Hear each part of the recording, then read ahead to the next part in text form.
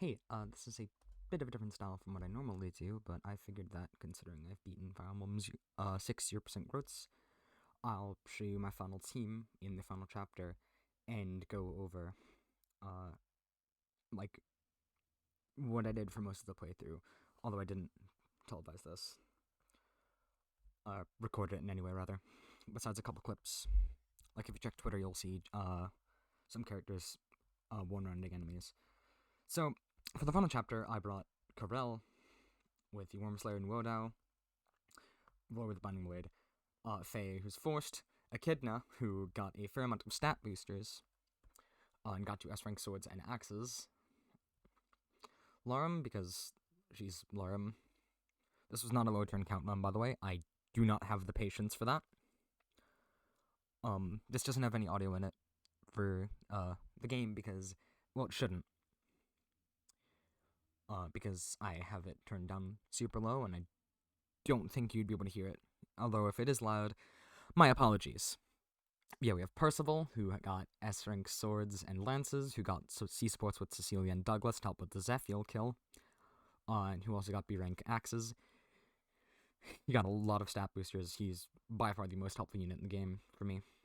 Igran, instead of Sin, because this is just normal mode, because I don't hate myself, who brought just Mulligear and a killer bow.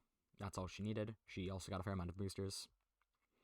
Hugh, recruited for 10k, got boosters. Yes, this is my bias. I wanted an anima user with decent attack, but you might notice that he is warp and physic. I got him up to A-rank stabs. I had a free guiding ring, so why not? Next up is Shauna, who I have been using this entire playthrough for both her utility and because she's one of my favorite characters in Fire Emblem.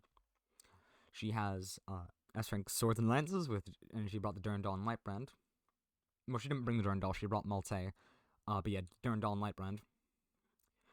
She just had a pure water in her inventory from chapter 22, but never ended up using it, because I ended up silencing all the enemies that could potentially hurt her with magic or use a status staff.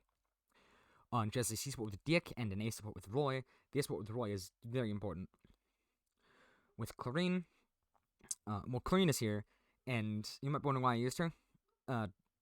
She made the arena incredibly easy, which is how she got S-rank anima, because it used her low stats to roll arena enemies. That wouldn't instantly kill her, so she was very helpful for the arena, but she's also just a high move staff bot who got S-rank stabs who didn't need any boots. And then that's all of them. So for this clear, I'm just going to warp Shauna up here. I'm not going to have her defeat Idun. I hope I remember how I set this up. If not, oh well, it's fine. Shauna, the support with Roy gives him crit and 3 extra might. He doesn't need the might, but he does need the crit, because I believe it gives 15 crit. So he's able to walk up. Yep, okay. And one-shot Idun. For the setup for the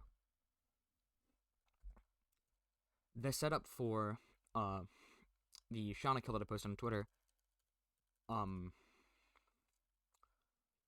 was Hugh hitting twice with 4-blaze, Percival getting 1 hit and 1 crit with a killer lance, Igran hitting once with Mulligear, Roy hitting once with the binding blade, and then that set up into